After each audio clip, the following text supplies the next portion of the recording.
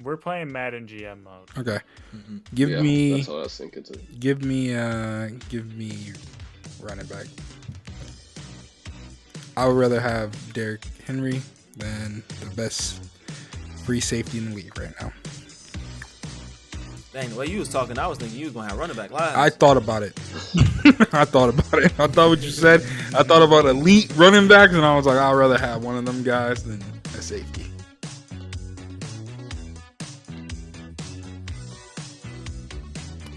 What's up, everybody? Welcome back to episode 9 of the Brochureless. You're here with myself, Andre, Dante, Dabs. You know what's up, what's going on. Hopefully everyone's having a good, had a good week since you're probably listening to this on Monday or after that, or having a good week when you listen to this.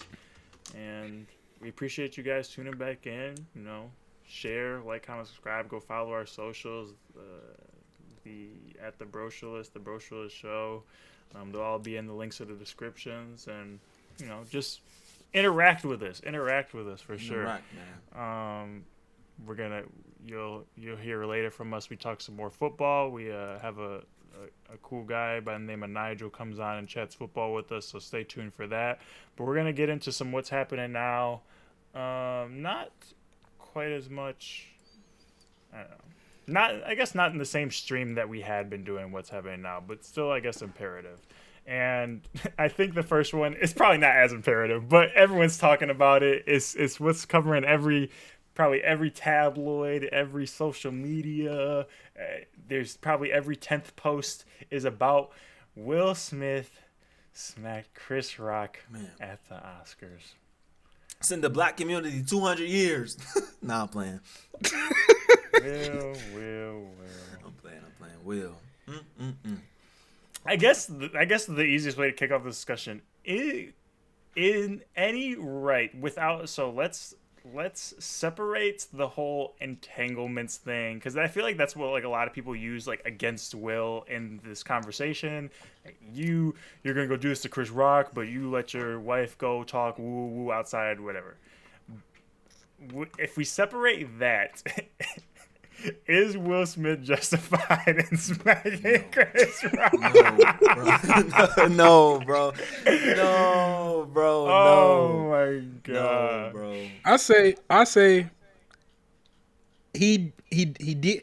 A lot of people feel like slapping a motherfucker. I'm not gonna lie, and they just don't do it. Now he did it. Now I don't know how he got up there that fast. I don't know how he got up there that fast. It was crazy. I'm like, bro, because I watched it and I was like, bro, he gonna win the next award, so I gotta keep watching it. And I don't know how he flipped that shit around to where he was the victim, but that shit was crazy. I was like, it's no way. They all applauded. Bro, man's got a standing Oscar. O. He got a stand. Bro, standing O, bro. Like I was like, wow. I'm like, hold on, what's going on? He just hit. We just not forget. He just hit Chris Rock. Denzel was in tears, bro. I'm like. I mean, like, wow, you slap somebody, you got to deal with the consequences. I don't know what it is, but, like, you got to deal with the consequences. That's what makes it real, for real, because, like, you dealing with the Buddy had no consequences. Like, none. Like, I guess public outlash. Public outlash, I guess? He's still at crib with an Oscar. They think 9/11 really two happened sides again. to me when I see this. I'm like, one, it's, bro, you can't be slapping people, but then two, like, there's the other time you're like, bro, it's just a slap. And obviously it's very disrespectful. I'm kind of that way too. But like part of me is just like, he just slapped him. Like part of me is like, have you ever gone to like a bar on a Friday night? Like it's way more has gone on like, in a Friday night in a bar. Like people are talking about he should go to jail, like he should get sued, this, that, and other. I'm like, bro, have you been outside? Like that people don't go to jail for slapping people. Yeah, like, that happened. So they don't go outside. It's all these people that was at the Emmys that didn't want to, the Emmys, right? The Oscars. Yeah.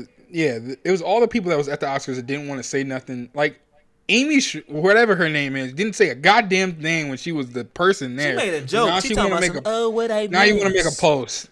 She talking about she's Trump, bro. I'm gonna tell y'all right now, man. They look. White people love to use traumatized and triggered. For like this, but like the small, like not smallest, but it's just like, how are you traumatized and triggered, and you not the one that got hit? Like if Bro, anybody I was just distraught. If anybody is Chris Rock, who should be traumatizing Trick because he got embarrassed on the national stage. I mean, like, and kudos to him for keeping his cool and not swinging back. Because I know he wanted to, and I know he wanted to get up some entanglement jokes off because it would have been crazy. I say let it all go after that. Like I don't care. Bro, I was waiting on that to happen. I'm like, bro, he about to let the chopper sing. He about to say, hey, my face gonna hurt till August, something like that. I'm like, you're echoing a little bit. Sorry. Bro. So kudos to him for keeping his cool, but like Drake said, like I'm kind of on the fence too, cause I'm just like it's a slap. So like it ain't like he killed him like on stage and like he unconscious and like he like paralyzed now. Like it's a slap at the end of the day, but like. Will, you can't go up on the stage and just slap him because let's talk about violence, like they like gunshots and shit. So on like a more serious note, I have so I saw a TikTok and it actually like put it into perspective for me in like a different perspective. I don't know if I necessarily agreed, but it at least made me think about it. So within like the black community, it was like I don't know, like if someone did that in private or like in a smaller situation. I don't think people would be calling Will as crazy as because at the Oscars. And the best way they put it is like we literally talk about this all the time. People say them as fighting words, and like what Chris was doing was talking out of pocket. And whether you want to say like it was bad or not, whatever. But I do like it's not like it was a roast. Like he didn't go talk about everyone. Like it was clearly like kind of like targeted at Jada and them because he had talked about them in 2016 too. They got history. So part of me is like I don't know like what the background is between him and Will. Like I feel like there's something between them that no one knows about or something like that. Because probably it's the second time you've brought them up. But then also like I said, like them as fighting words. If I was in a setting with I don't know, some people like, I don't know, like a 10, 15, 20 person setting, and I'm with my girl, and maybe she has like a skin condition or something like that. It makes her feel uncomfortable. And you have to hear that every night. Like, you're the one that's at home. It's like, my skin makes me feel uncomfortable, whether she cries about it or whatever. Like, you know how it makes her feel. And people say, like, we'll laugh. Like, I don't know, like, if he, like, really, like, put, like, 2 and 2 together, like, in the moment. But then, like, if someone made a joke about my girl, about her skin condition, and everyone laughed at her expense, and I feel like I might want to slap somebody too. Right. And I'm not saying it's justified, but like I that's why like it's not right. But at the same time, it's like that's why I'm kind of like it's a slap. And yeah, I'm like, and people like I don't think you can use the crutch that Chris Rock is like. Granted, like we know that comedians like it's their job, but at the same time, like I feel like that's the risk you run as a comedian is that. It's even though maybe it's not justified, but there's a lot of comedians that probably should have gotten smacked up to this point. Now, maybe not for such a simple joke. That Martin Lawrence bitch was funny. That Martin Lawrence. I was like, wow. But nah, the thing I think, honestly, like I said, Chris could have made that joke. Got to deal with the consequences of it. He could have came and slapped the shit out you. That is what it is. Now, you slapping somebody, you got to deal with the consequences of it. If he would have tackled him off stage, I would have been like, fuck it. It is what it is. It is right? If he would have said something about oh boy, like it would have been it is what it is. Like that's how I feel about it. Yeah. The picture of The Rock killed me, bro. The Rock was in the crowd. Reason. I done seen that picture so many times. Was that bro. real? I think that was real. I don't think that was real. I think the one that I think was real, I've only seen a couple pictures. I seen the one of like Nicole Kidman. Lupita was looking puzzled. Lupita, bro, that one Lupita had me dead because she didn't know if it was real or not. She was like, you like the one TikTok where the girl was she was doing like how Tupac was when he made his diss to Biggie, and she was like right. That's a lot of she looked just like that, but like I've only seen Lupita. I seen like I guess Nicole Kidman, like she looked like she got like that look like where she was like, oh dang. And then I seen like Zendaya and Andrew Garfield, they was like on their phone, like, hey, you see, like they probably tell like, hey, like, yo, you seeing it? Like, they crazy up in here. So like I've only seen a couple, but that Rock, I think that Rock was old. Cause I seen a lot of them I seen a lot of them pictures where it was like I think when Moonlight won the Oscar for like best movie or something, and there was like a lot of their reactions was like on that picture. But yeah, man, I think I like echo like the same as y'all, just like it's a slap at the end of the day, but like Will, you can obviously he can't do that, but like it is what it is. It's like Okay, Chris said what he said, so he got to face the consequences of what he said. If Will decide not to do nothing, okay, that's cool. If he decide to do nothing, okay, that's the consequence of his action.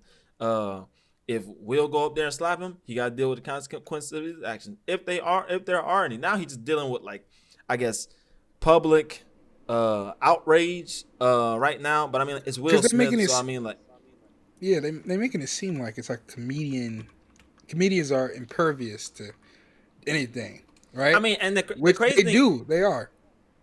Right. And that's and it's their job at the end of the day. But like, we can be like, there's probably been a lot of times where like a comedian probably was talking about somebody or like a certain group within like a comedy like club or something, and like whoever they felt like is direct to, they probably felt like slapping them, but like they didn't. Like they had the restraint to just be like, probably think like it's jokes. And I can't tell Will how he should think or feel, and like he his own man, and he's like. He handled the situation how he felt he should, and like kudos to him. He felt like he was protecting his woman. He felt like he was protecting his family. So kudos to him for doing that. But it's just like at the end of the day, I'm kind of just like, it was a slap. It ain't like he got shot on stage, like he got assassinated or something. We trying to make this into something that's not. They asking statements for everybody. I'll be like, bro, everybody don't need a statement. Like it happened. Let's just One thing before we move on. The entanglement thing, the only thing I want to say about that shit is that Will and Jada, whatever they did or whatever happened in the past, that's still his wife now. Like whatever, y'all, no one knows, right, what happened. No one knows what Will did. They just know what Jada did for a certain part of time. They were separated. Will could have been fucking 100 bitches. I don't know. But at the same time, like you got to respect that. And that shouldn't be the reason why people saying you should have did that to August. Like you don't know this man life. That's what I hate. I feel like people are like saying like, "Oh, you got all this energy now." Like, bro, like they've decided to stay together. Like it's water under the bridge at this point. Obviously, it's not a relationship regardless. But like, I mean, there's a lot of people that are probably saying shit that have been in worse relationships or like not done things as well. Same Will and wouldn't say a goddamn word. Right. Crazy, man. Crazy. All right, we'll keep it moving. Obviously, I love Will Smith, so it's more so disappointing than anything, honestly. Well, you're going to be all right, though. You a megastar. Yeah. We love you. But next up on what's happening now, Kentaji Brown has been sworn in as the new Supreme Court Justice. She was... I don't remember if the vote ended up going to a split and then Kamala had to split the vote, but regardless, she's been... she's taken her position. I don't know like how that works, if it's like effective immediately or if they got like a grace period or training. I don't know how that works. I mean, like training for the Supreme Court, it's so wild, like jobs like that, like very high government jobs. But Kentaji Brown, obviously another black person on the Supreme Court, another woman. We talked a lot a few weeks ago about the lack of representation over the history of the Supreme Court. So initial thoughts to, I don't know, maybe Kentaji's record. Obviously, she's the first public defender to ever be elected as Supreme Court Justice. One of the most robust resumes against her peers. So yeah, any comments on her, the state of the Supreme Court, whatever. I just want to know. I just need some fact checks real quick, and y'all can tell me if I'm wrong or not. I just need some fact checks. Did she or did she not sentence a man that was 18 years old, right? Was he 18? He was 18. 18 years old, that was less than a kid that was 8 years old. I just want to know, did she or did she not do that? Oh, I don't know. Was it molesting? I thought it was like child pornography. Not saying that it's child pornography. Yeah, okay, child pornography. Okay. Still terrible. I just that whole little section of video that I watched, he was cutting into her, and she didn't really have a response. So I know it's good that black people are getting representation, like, and I know that it's a lot of Supreme Court justices that's like different, like back in the day with sentencing of people that did stuff of the same crimes that guy that was talking also promoted. So maybe it was just different times or whatever it was, but like that shit's still wrong. That rubbed me the wrong way. Like I was like, God damn, what is he talking about? And then we fact checking, and it's like it's true. And I'm like, but other than that, I mean, I don't know how to feel. I don't know how to feel, to be honest.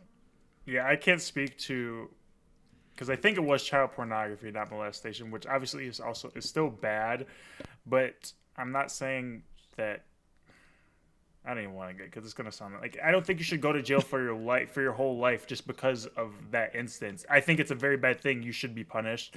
So, Yeah. but I don't know the specifics of what occurred, so I can't speak to it knowledgeably at this very moment.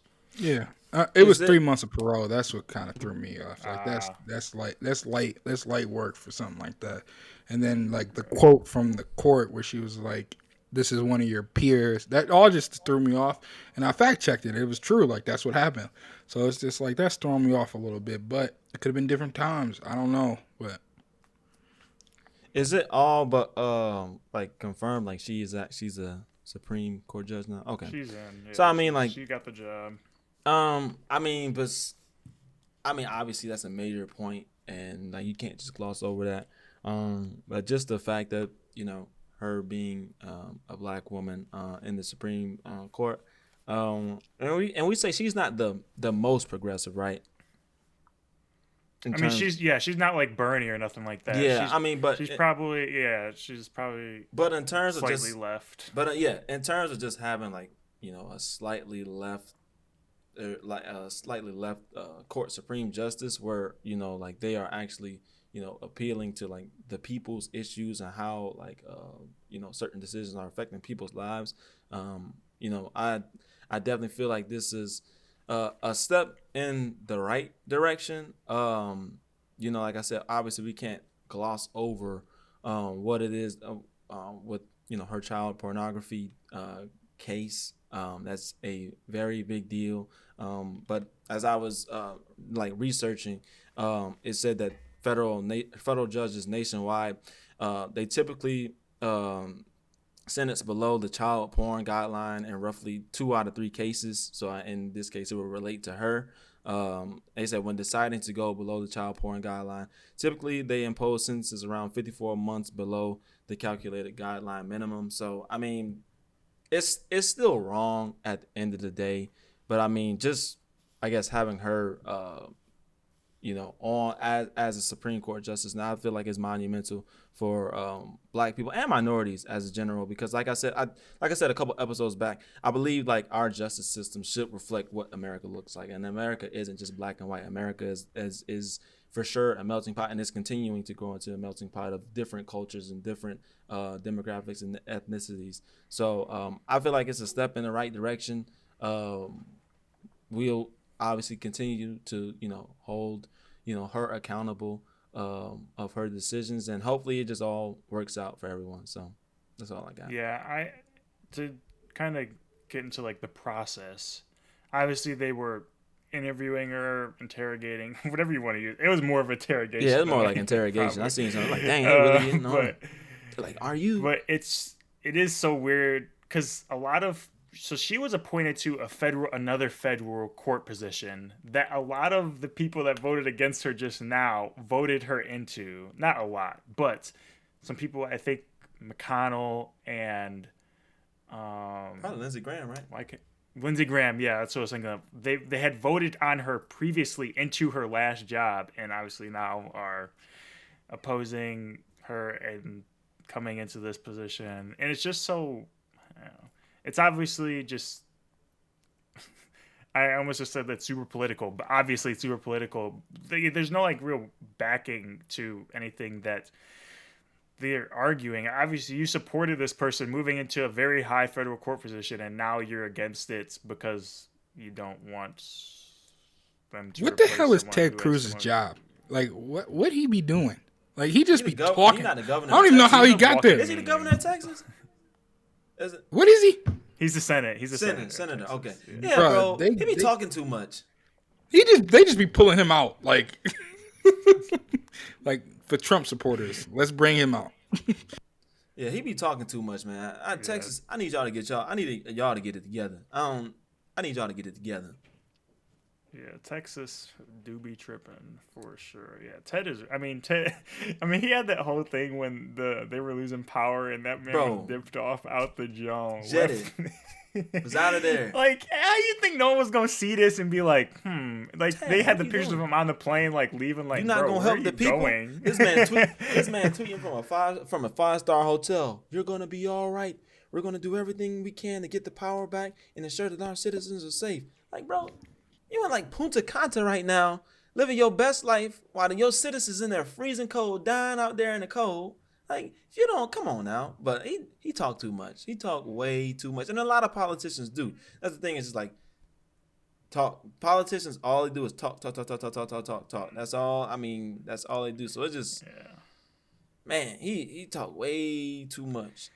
And then and the interrogation, it's just so funny because how they trip over they're essentially like very upset over her experience level almost. Like you can say that we can talk about whether or not her ruling was wrong in those cases, but when you juxtapose that against Amy Coney Barrett, who we talked about last time and how she was like the least qualified justice ever, and obviously they didn't say much about it, but the reason she doesn't have any suspect rulings is because she has no experience as a judge at any level and like almost no practice experience. Right. So there's nothing to question because she doesn't have the experience, and obviously they didn't really care about that, but it's crazy.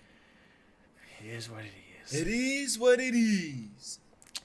All right, our last thing from what's happening now before we get into our football talk is, in a lot of news, was this the last week? Time been moving weird lately because either last week or 2 weeks ago. Yeah, last week, 2 weeks ago, we had Lia Thomas. I don't remember what event she won, but she won an event at the NCAA tournament in swimming. If you don't know who Lia Thomas is, she's a trans woman who goes to Penn and won, and I can't remember the race that she competed in now. And there's obviously a lot of controversy about should trans women be allowed to compete in women's sports. So I want to kick this off just a little bit. I'm not going to do my whole spiel, but it was my the 500-yard freestyle. 500 freestyle, okay. My biggest issue with the Lia Thomas stuff, and I said this in a tweet, is that I don't think that there isn't some type of like regulation or research, additional research that needs to be done around trans women and their ability to compete in sports. I think that there should be a threshold that you have to reach, and I mean there needs to be more research around what that threshold would be, whether it's testosterone, whether it's, I don't know, weight, or how early you transition. Maybe you can't be in your 20s and transition and still compete. I don't know, but I'm not a doctor, I'm not a biologist, and it's not my place to at least someone has to do the research so I can interpret it. I haven't done either. But my issue with the Lia Thomas situation is that almost all of the criticism of her is like based in some type of like has like some type of like bigoted base. Like it's not like, yeah, we should probably look at what's going on. I don't know if the thresholds are high enough for trans women in women's sports. It's more so like, this is nasty. Lia Thomas just switched over from being a male swimmer so she could beat up on a bunch of women. She was 400th in swimming as a male, and now she's number one as a woman. Da da da da da. And it's just like, one, a lot of it's not truthful, and then two, like it's based in some type of, I'm not saying everyone that comes out against it, but a lot of it is based in like anti-trans sentiments, a lot of it. And that's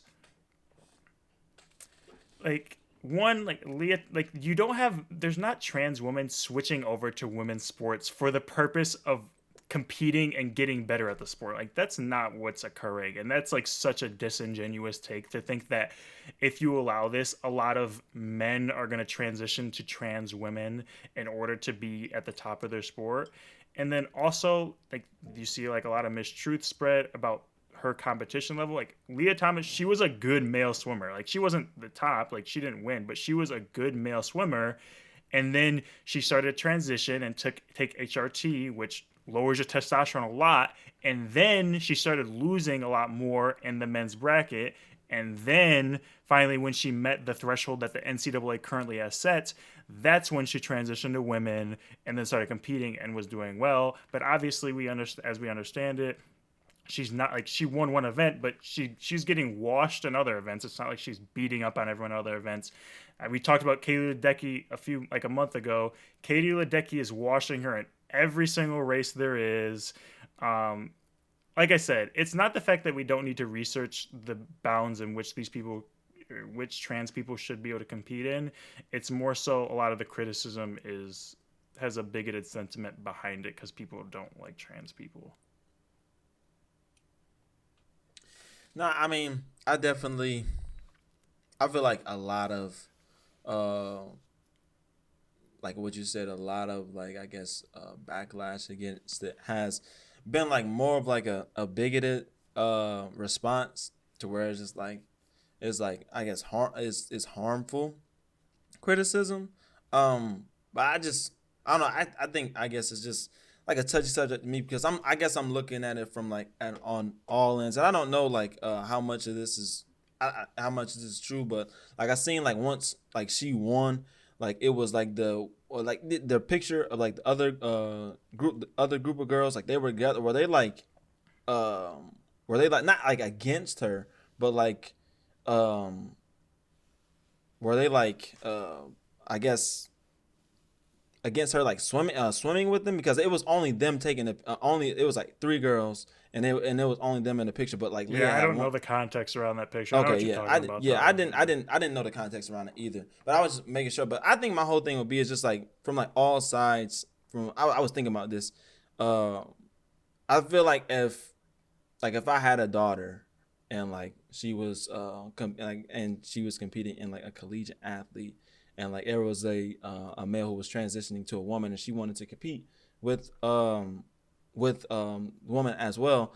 I mean, I would just ask her like if she was she like cool with it, because like at the end of the day, like as a competitor, like all you want is like an equal chance. And I don't know like the whole biology of just like the makeup and how like how it enhanced her chances of winning and stuff like that. Like I don't know, and I'm not trying to be like ignorant to the fact where like I'm just like not seeing that through. But I would just like wonder like what do you feel about it? And if she was cool about competing with her, like, and it's like and that would be fine with me. Like I'm like, all right, cool, like, because like I said, it's all about just like having like that equal chance. Like you said, she got washed in other events and everything, but like she won the one event.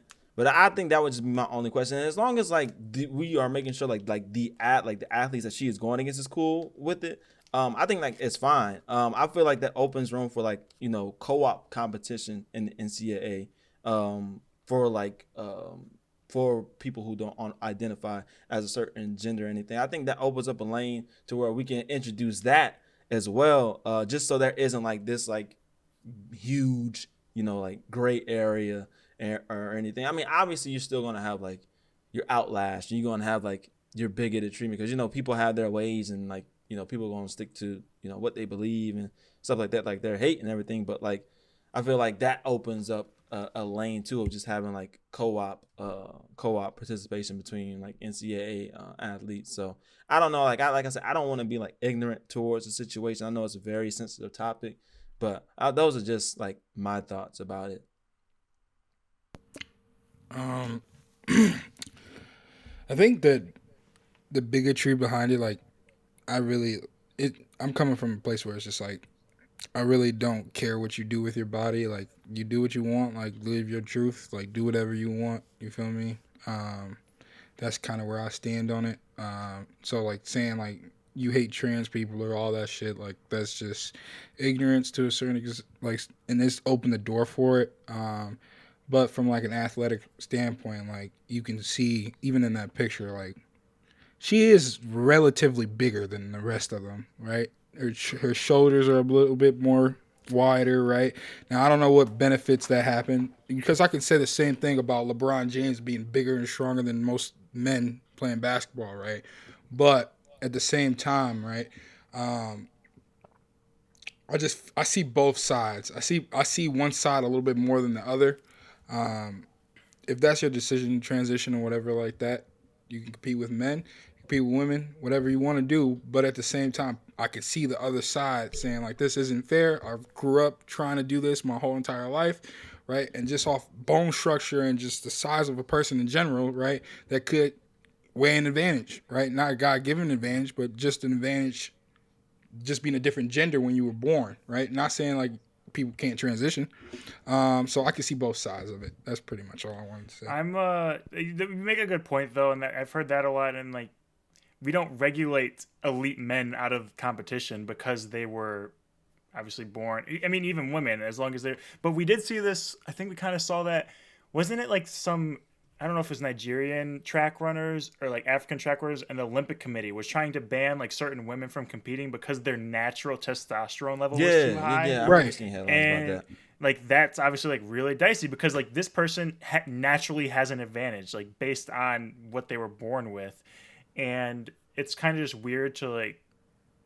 I understand why you can say like post transition that you disagree, but it's just I don't know. It's like I said, it's science that I don't understand. It's science me that too. I don't understand. I mean, that's why I was like, I don't want to be like ignorant to. I think my not argument is that we have like a lot of anti-trans sentiment in that we've talked about like the bills coming out in Idaho and Texas where like you can't seek care and treatment, especially like outside the state, and like you can be sued or jailed for helping someone seek treatment, and like that's big too because. If you allow people to start transitioning early, like maybe they don't have like bottom or top surgery, but let's say you let someone in high school start taking HRT or like late middle school, like you've done like, because usually to go through this process, you go through years with a psychologist and doctors and such. So let's say after like you start this process at 12 years old, you've been working with doctors and psychologists for like 2-3 years or 14, 15, and then you start your transition to being a trans woman and you start taking HRT then you don't develop through male adolescence. So then I'm not saying I don't know how it differs between a male taking HRT at a very young age and a natural like born woman, but if Lia Thompson had started taking HRT as a child, not a child, but like in her early teen years, she's not X height, she doesn't have these broad shoulders, she doesn't have these long arms because it stops you essentially from going through male puberty. Like, so if we had less regulation about people's bodies, then it opens up the door for these people to obviously transition sooner in life, and then you don't have people complaining, but then also it gives, I guess, a more level playing field based on the parameters that you're setting. But I just think it's funny, like, I really don't feel like you can complain unless you come in second or fourth. Like, I'm not gonna lie, on a less serious note. It was a girl, though. Like, if you didn't, the girl that placed like in the teens, like you can't talk if you placed in the teens. Like you weren't on the podium. You didn't even beat the other 13 or 14. I'll be sick in second though. I ain't gonna lie. If you're in second, like with my current knowledge base, like I don't know, like I can maybe understand your frustration. And if you're in fourth and you just missed the podium, like those are the only two. If you place like third or fourth, or if you place third, like you still got on, whatever. You didn't take first, whatever. If you missed out on first or the podium, everyone else, like honestly, like you got to do better because you weren't gonna beat the best there was regardless, in my opinion. So, like on like I guess on semi less serious note, but.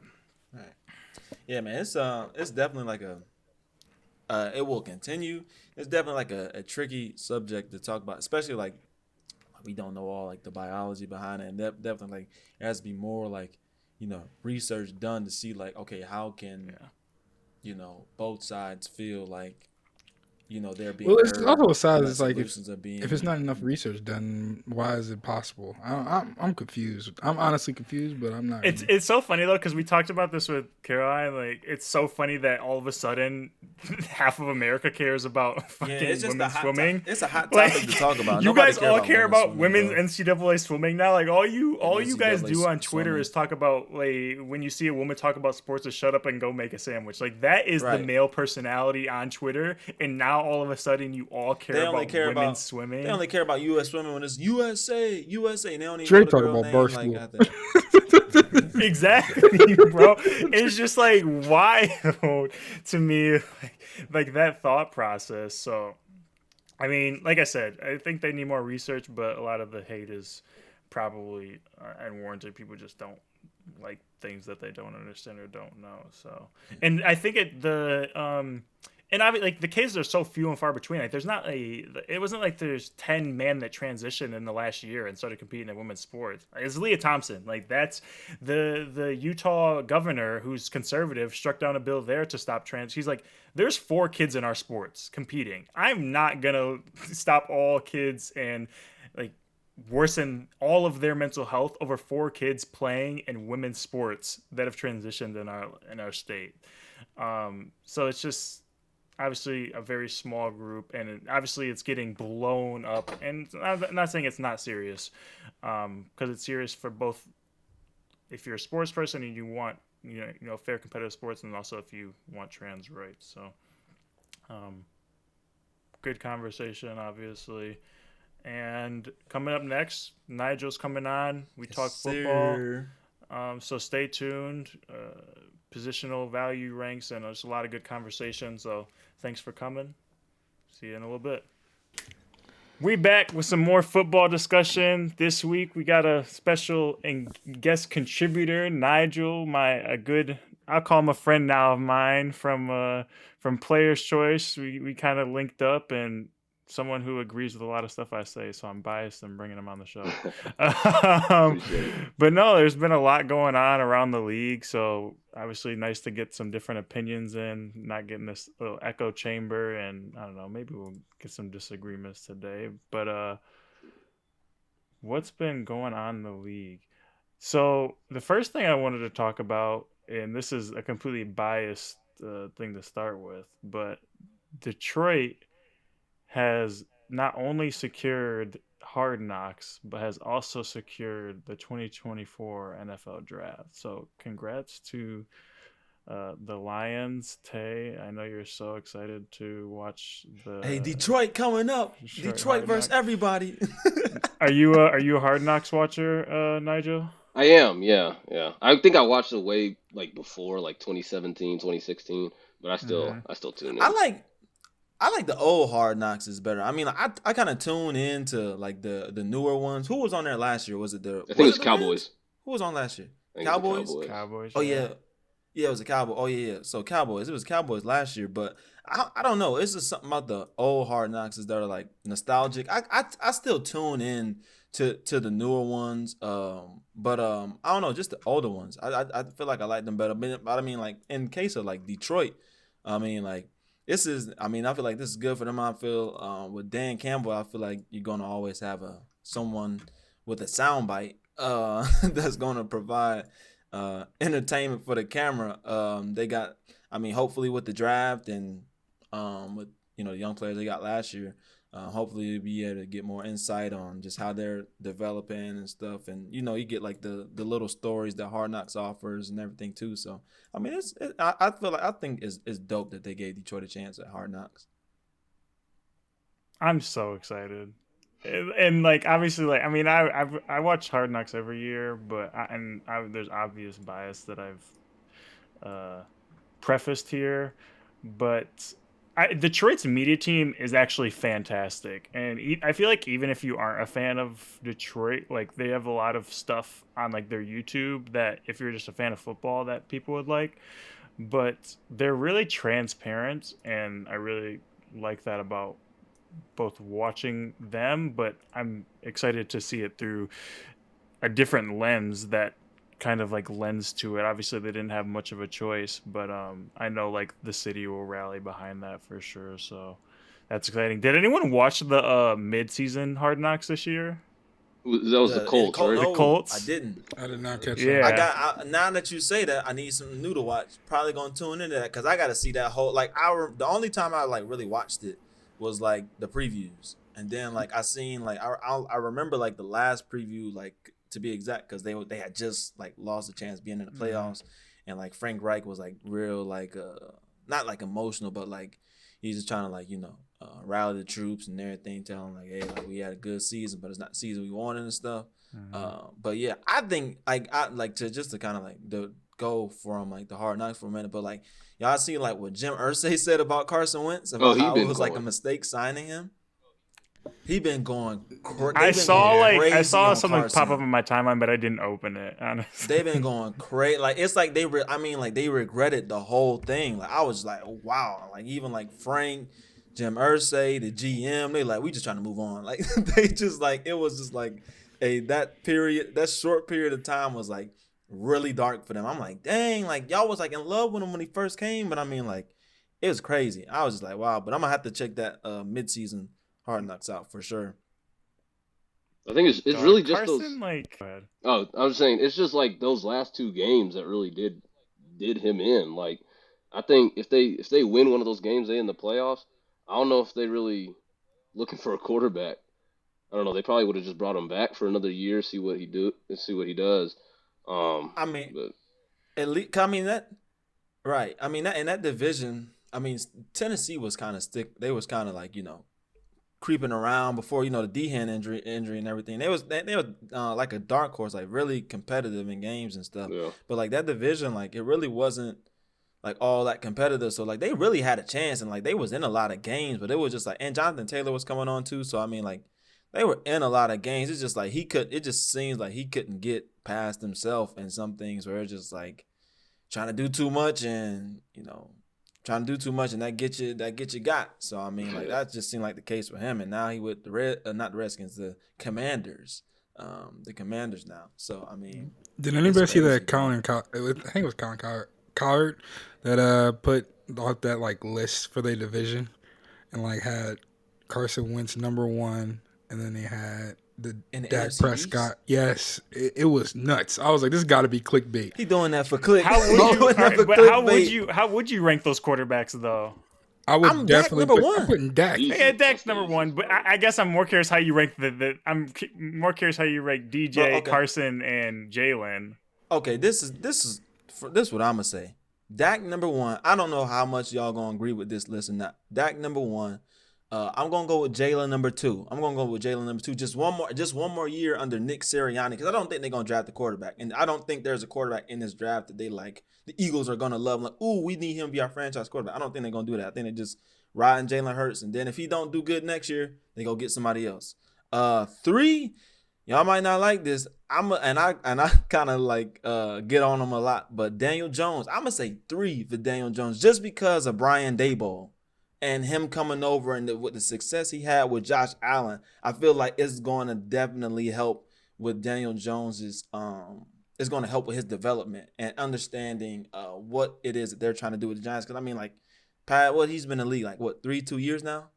3 years? 3 years. This is his 4th year, I think. 4th year, and it's just been like an influx. It's been an influx of coaches and everything, and just different systems. He had Jason Garrett as OC. Like God, like he won't gonna develop under that. And then 4, I got Carson. I feel like Carson Wentz is just his career is said and done. He gonna be this time next year he'll be a career backup. That's just honestly what I think. I mean, I think you've given Jalen Hurts a little bit too much credit, but I honestly would have Daniel Jones over Jalen Hurts. I would take him. Really? Yes.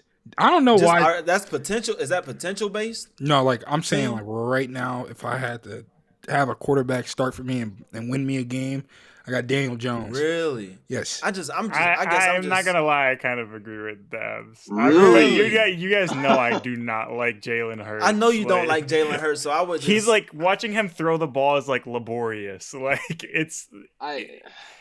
And Daniel Jones, like he's not as good of a runner, but he's a good athlete and he can throw better. Like if I was building a team, I'd rather build it around Daniel Jones than I would Jalen Hurts.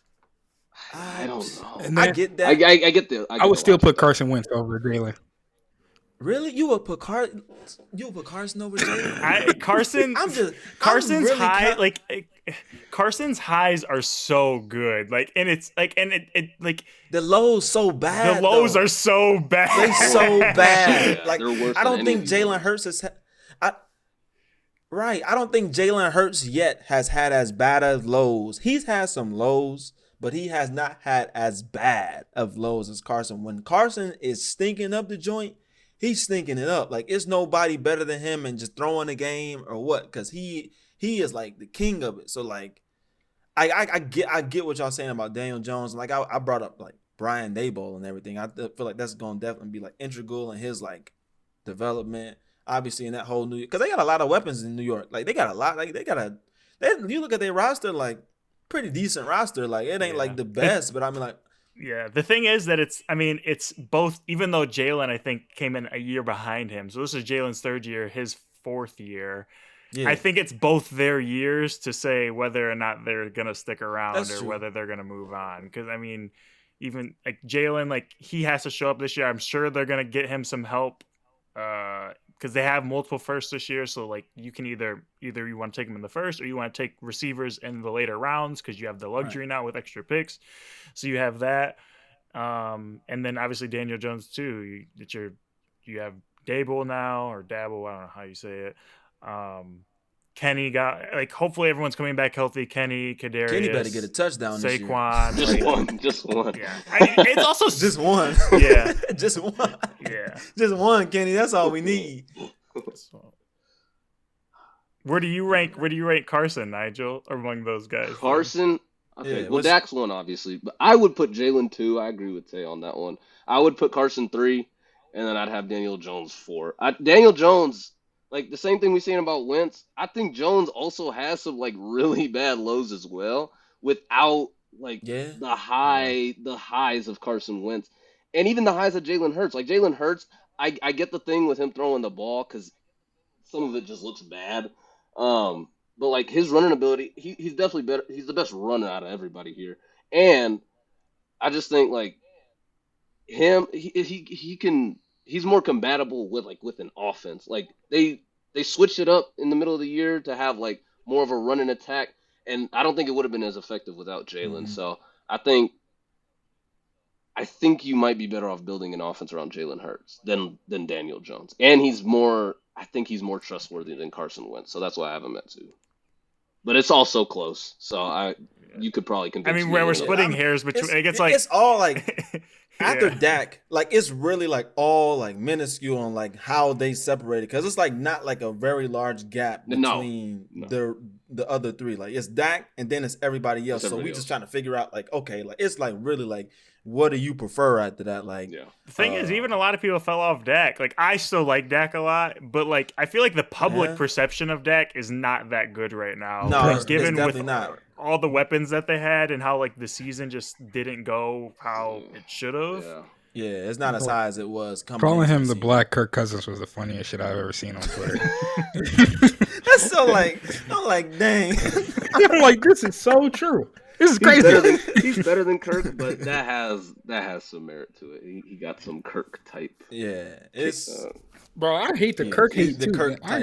I hate Kirk hate. Kirk is so overhated. I'm a Kirk hater. He's overhated. I'm gonna say it right now. I'm a Kirk hater. I don't like love Kirk, but he's like a good quarterback, and I think like people talk about him like he's like bottom 10 like quarterback. Yeah. Like he's in the top half of the league in my opinion. I saw people he overpaid. That's problem. Yeah, he just overpaid. He overpaid. That's what he getting paid like top tier money, and I'm like, you getting paid 35. I mean, like shout out to his agent. He got the best. Him and Christian Kirk, best agent. I guess is with the Kirk in the name or something. Like, look, man, they got the best agents. I don't know what they saying or what not, but I mean, it's got to do with a lot, probably with the draft too. And it's just like, okay, like. We're gonna pay you this $35 million this 1 year, and then let's see what happens the next year. Like, you know, if you lead us to the playoffs, you know, we see improvement. Maybe we re-sign you back, but I don't think they're gonna probably re-sign him back next year. I think that might be like, especially like if they don't go like in a playoff run, with like the Packers going down and not going down, but they lost Devontae and they lost a lot of some key pieces. Zadarius Smith. The Vikings will the Vikings will definitely be like more competitive, but like. Just the amount that Kirk is like being paid. I think that's the part that bothers me because I'm just like, they paying him so much money to just get you there. Like, not even like get you there, but almost get you there. You know what I'm saying? Like, to like the divisional round maybe the conference title, but like he almost gets you there. He doesn't necessarily get you there. I think that's what I'm mad about. Just like the price. If he was like, not making 35 M's, I don't think I would have as big as a problem with Kirk as I do. But it's just that money, man. I'm like, wow. Shout out to his agent though. I can't count a man pockets, but shout out to his agent because the thing is, after watching Matthew Stafford and doing all that shit and like how his success was in Detroit, I really want to just make it clear that I don't feel like quarterback play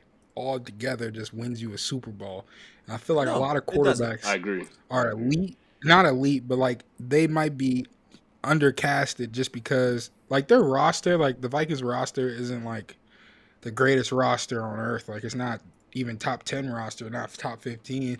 So like Christian Kirk does his job and he does it well to a certain extent. He gets the job. It's a lot of other quarterbacks that's like bottom 20. I would say, bottom 20. That's like way less talented, way less productive than Kirk. So the hate got to stop, man. Stafford really showed us. That's what I think. Gotta stop. Oh no. Stafford, yeah. Oh no. Stafford better than What Kirk, you think though. about Captain Kirk? They wasn't saying that though. Like Stafford was they not. Weren't, yeah. They wasn't saying that. Like they would tell me like Stafford was the whole entire problem on the Lions. Problem with Detroit. Years. Everybody. Yeah. Now that was whoever was saying that was not right. Because I mean he was like that one picture of like the Corvette in the under like the hood of like this in the house. Yeah, that kind of Lamborghini in the trailer. Get him out the projects. That's exactly out of Section 8. Yeah. And now, no, but I think that like leads into one of our topics today. Well, and actually, I'm gonna go back and watch the Hard Knocks. I was talking to my friend about it last night. I got off of it because I think I just got behind a week, and I was like, oh, I don't want to watch it now. Like I'm behind already, and then I never got called back up. So I'm gonna go rewatch it now because see if I can. Maybe I'll hate Carson more, and he'll go to the bottom of my list. But no, I think it goes into our next segment well, and that I wanted to talk about like positional value within the NFL, like especially with the draft coming up. We hear all the time with how teams are going to draft. Do you take Kyle Hamilton too because he's so good, or because people think he's so good, but he's a safety, so it's not as valued? Or do you overdraft a quarterback that may be kind of average, but we're going to draft him anyways because we think quarterback's the most important? Obviously, none of us think that you can win a team with just a quarterback, but, what is the relevance of those other positions? So what we're going to do together is we're going to individually rank together and find our composite of how we value the various positions in the NFL. Kickers at number 1. Kickers are so Punters I limited it to 11 positions. So if you want to write these down or just remember them. So we're going to value quarterback, wide receiver, tight end, running back, offensive tackle, interior offensive line, edge, defensive tackle, cornerback, linebacker, and then just safety. All safety get together. So some like obviously center guards lumped together. There's no like free or strong safety, and obviously no like fullback and stuff like that. But kind of try and keep it simple. But I think it's like really prevalent now because I mean we see how everyone says like you can find receivers everywhere, but the receiver pay has been inflated so much lately. Man. So I mean, it obviously factors a lot into draft positional value. It factors a lot into free agency. So I don't know if anyone has like any initial thoughts before we kind of just dive into it. Nah, I'm just ready to get it cracking. I'll just say my thoughts for when we do this. All right. So we'll start from 1. That's probably the easiest way to do it. I'll go first. Quarterback, regardless if I think it's inflated in value. And I don't think any quarterback deserves to get paid $50 million. I'm hesitant to say $40 million because of how it straps your team.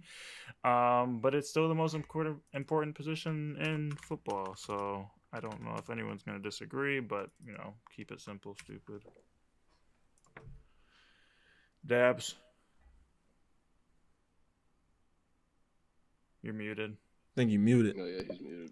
I'm going to go edge rusher. You're going to go edge first?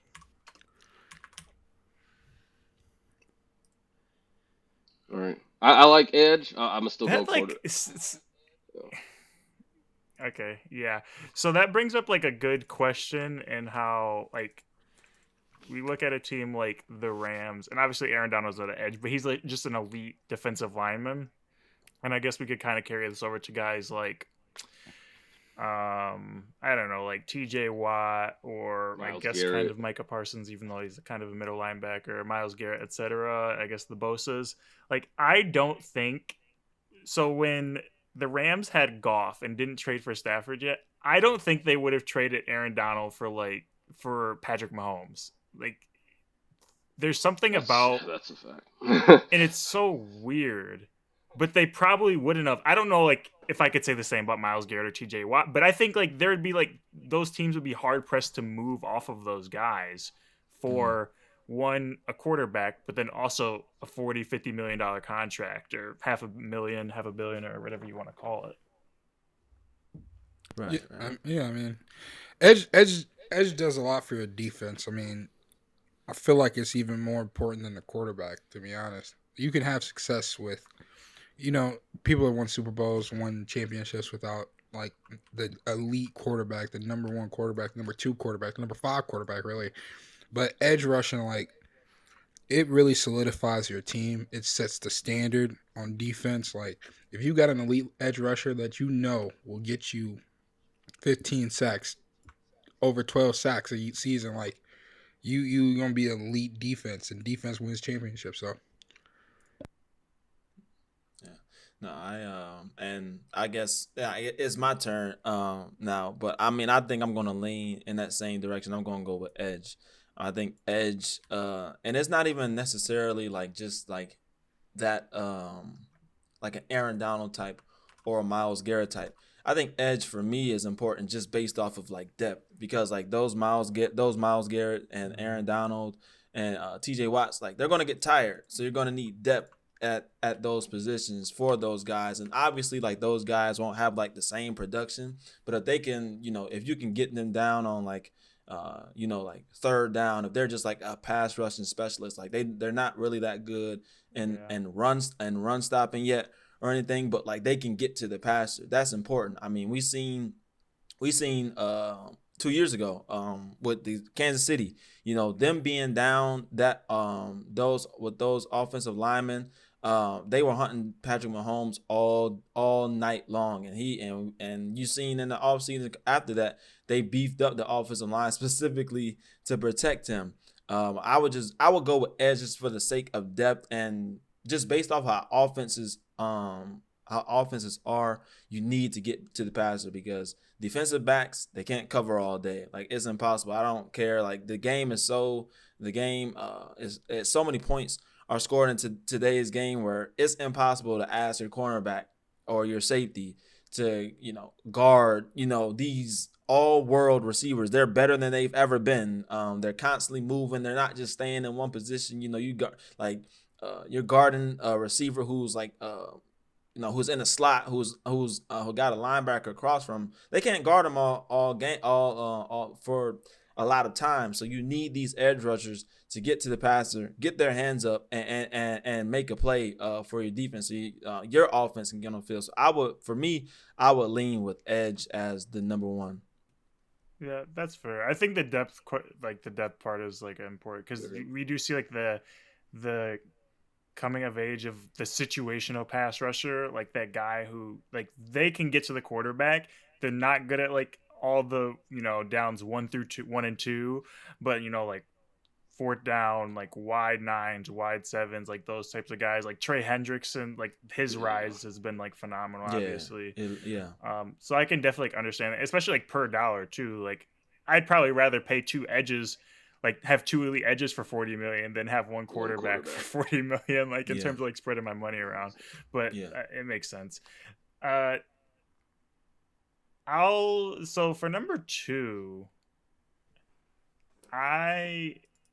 so kind of for the reasons that you stated, my second, and I've kind of like stood by this for a while, is offensive tackle. Okay. And it's due to how pretty much everything you said about edge, it's like the inverse. Like, I need someone to block those guys. Like, we know how important that it is.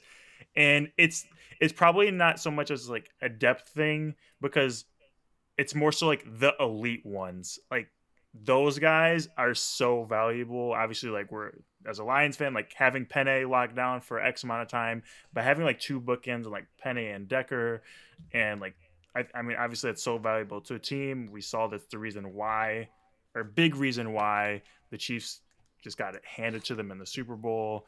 And I mean, probably a big reason why the Bengals ended up losing their Super Bowl, and obviously got Joe hurt. So it might have been interior too. Obviously it was, but for like, honestly, like this, all the reasons that you said, I need someone to block that person. All right. I mean, I get that for sure. Though I get that, but yeah, we'll see. Yeah. Dabs. I'm gonna go with quarterback. Obviously. With that being said, like, I have a whole spiel about the Detroit Lions and Malik Willis and all that stuff. So I'm not gonna go on that rant again because I've went on it probably 50 times already. But it's very hard to actually draft like a quarterback in the third, fourth, fifth round that can be a franchise guy, and it's happened a couple times. But in this day and age, I feel like it's really hard to, like, with like people like Josh Allen, right, in Wyoming, very like NDSU, even with Love, right? It's very hard to draft a quarterback with elite talent that's not like seen publicly, because the scouting has gotten a lot better. So you have to draft a quarterback. If you want franchise quarterback, it has to be in the first round, maybe high second round, in order for him to be like a franchise guy. And yeah, that's why I got quarterback up there.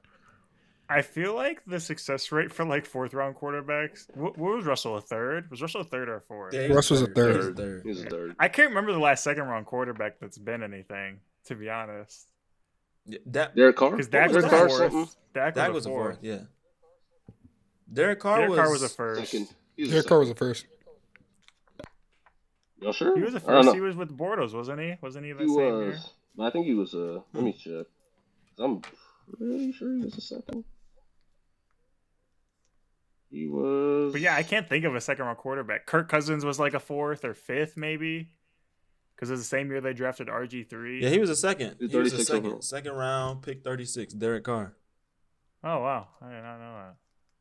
Yeah, I was one. I'm like, Derek Carr was first round? I thought he was like right around, like, was he the same year as Bortles? He was. He hit Bortles, maybe. Manziel, Bridgewater. Okay. Yeah. Wow. Yeah. All right, Nigel. What you got next? Kind of like the reason I have QB1, I'm going to put Edge 2. I think Tate brought up a very good point. Like, Patrick Mahomes is probably the best example, because he's like, what? If not the best quarterback, he's like top 3, right?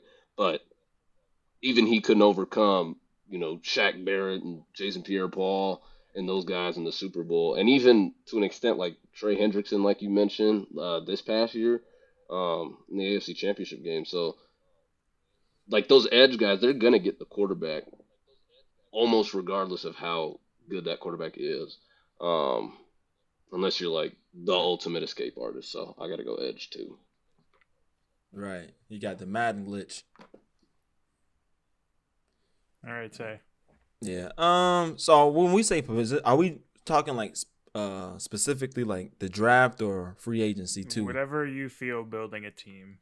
Okay. So I'm going to go with offensive tackle. I like to build my teams from the inside out. Because I feel like what the 49ers have done is what's kept them in contention for these past 3 years. It hasn't gotten them a Super Bowl yet because of their quarterback situations, but like even when like the 49ers are like, you don't feel like they're going to make the playoffs or they're not going to make a lot of noise, like They always make noise. And I think acquiring Trent Williams, who was the best left tackle in the game, and even at his late age, I feel like that was huge, and that's definitely huge for the way that they operate, their offense, and their identity. Smash mouth football, running the ball, and then when they have to protect Jimmy. Dre, you highlighted guys like Panay, Rashawn Slater. You got Bakhtiari with the Packers. I mean, having a guy like that to watch your quarterback's blind side is and even Tristan Wirfs, who's a right tackle. Having a guy like that you don't have to worry about their side at all. You just got to worry about sending help to, if you have to, sending help to the other sides. But I believe having an offensive tackle next to edge is the second. That's the second position I value most, because I like building a team from the inside out, and then everything else will come, because like the league is so talented. The league is so talented now to where like you can get guys like that. Like you can get quarterbacks, you can get receivers, you can get running backs, but like finding guys at like edge or offensive tackle, like elite guys, and then depth too. I mean, and that's like offensive tackle it's hard to find like depth at that position, because it's just like it's like corner. Like it's very hard to play, and it's very hard to find. Like if you're elite, you're going to be starting. So like it's not like you're not going to not be playing. But I just, for those reasons, I think offensive tackle is second position value. The for thing me. too about edge, and you could say this about quarterback too, but I think people don't think about it as much with edge and offensive tackle, how hard it is, one, to get them in free agency because it's so expensive. I mean, a lot of these guys are like franchise guys. They stay with their teams make it a priority to bring them back. So it's hard to get them a free agency, and then you're not trading for them because you're doing like a Laramie Tunsil trade, and we've seen what the Dolphins have turned that into. Like, I mean, you got multiple firsts essentially and then some for a tackle, which obviously it's important, but then if you strap yourself by trading all that capital for a tackle, and we see like a lot of these league guys, they come out of the top 10 picks of the first, like these guys that are having 10, 15, 20-year careers. But Tay, I'll let you start off the third round. Third for me, I'm gonna go QB now. QB. I'm gonna go with QB. You gotta have somebody that can sling the rock, especially in this league. And today, you gotta have someone that can make the throws in crunch time, that can make sound decisions, and not turn the ball over, and be able to lead your team to eventually a Super Bowl. So I'm gonna go with quarterback.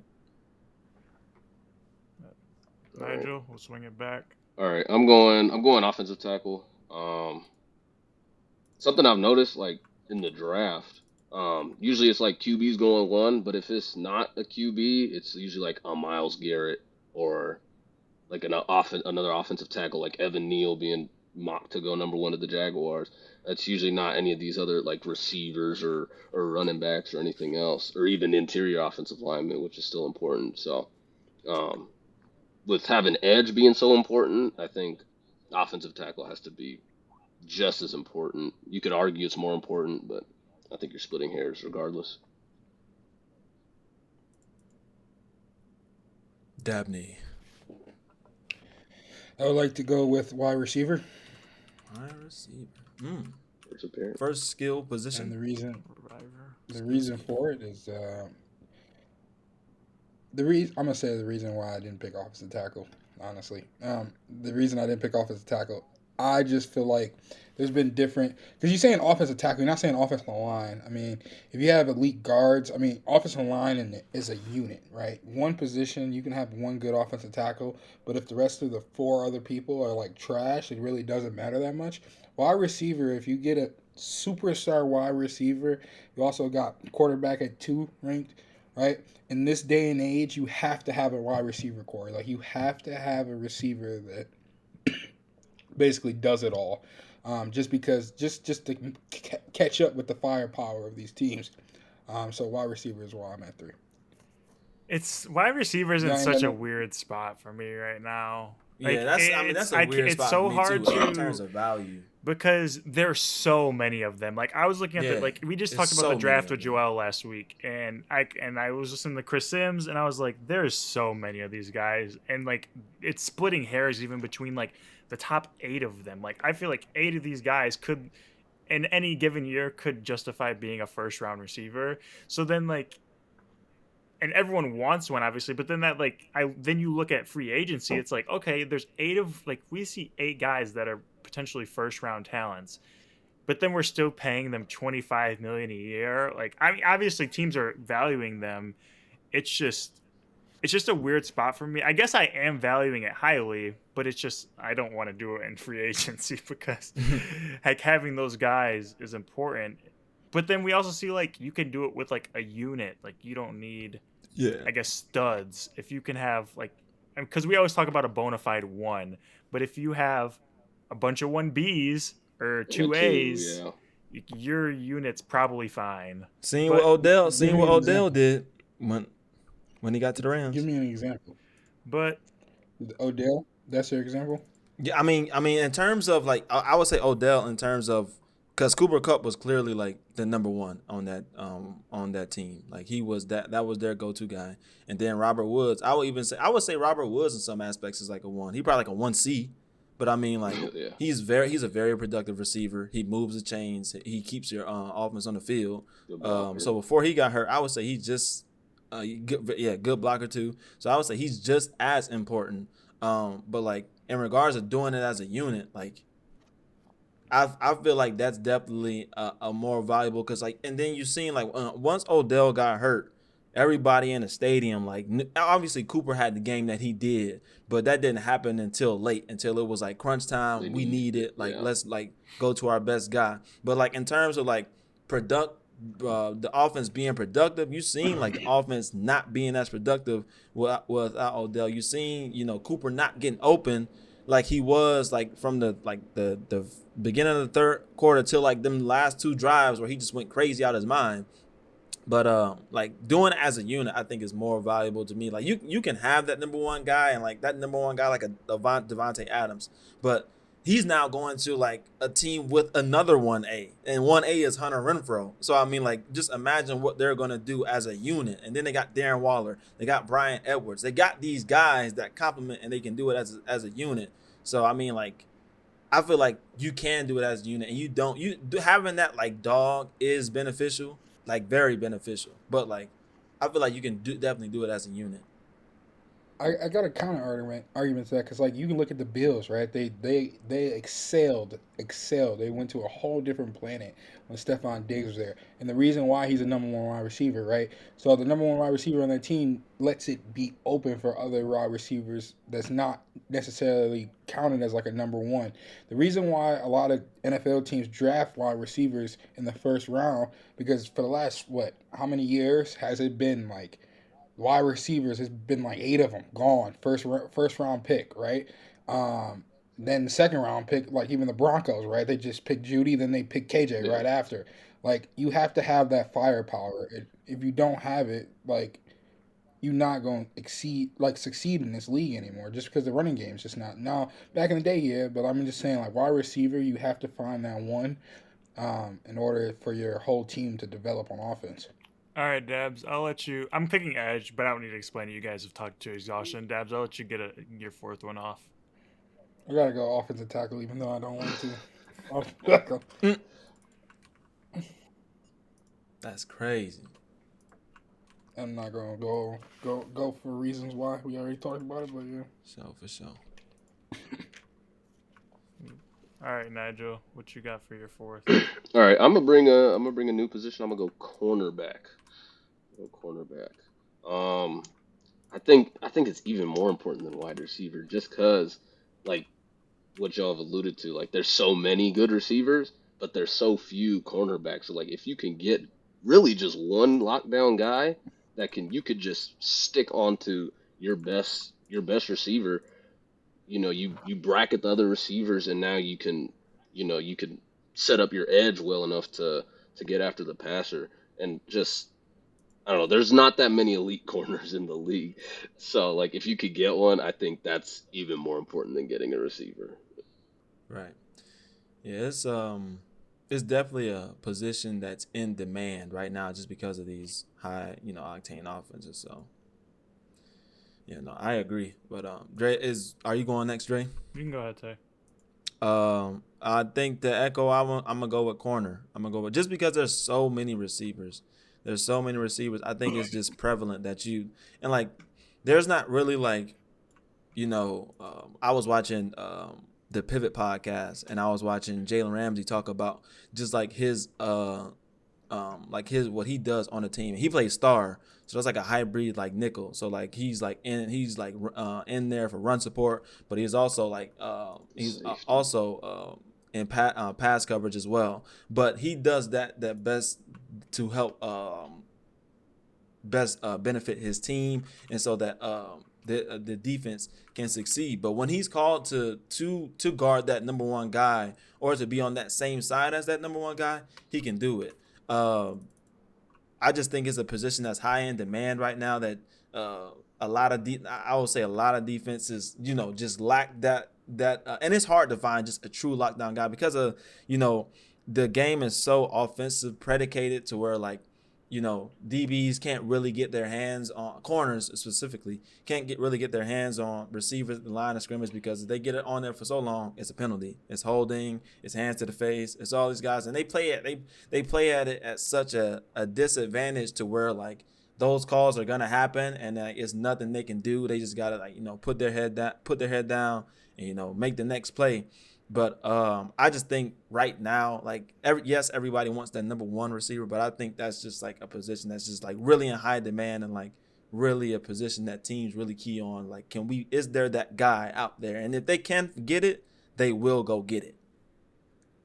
Yeah, I think I agree with everyone. And I think like there was probably a period that I had in my life where I was like, corner might be like, would have ended up number 2 on here for me. Like when we had like some more lockdown, because lately there hasn't been as many like true lockdowns. We don't see like match corners or like people following over a field. But when we were in that era, like, and I'm a big proponent of like putting your number 1 corner on someone's number 2 and just take that person off the field, and then you can use your all your other guys to cover their number 1 if you want to bracket their 1 and such like that, in a way that you can use your team defense, because it's so hard to even cover for top corners to cover top receivers. Like you're at a disadvantage. It's like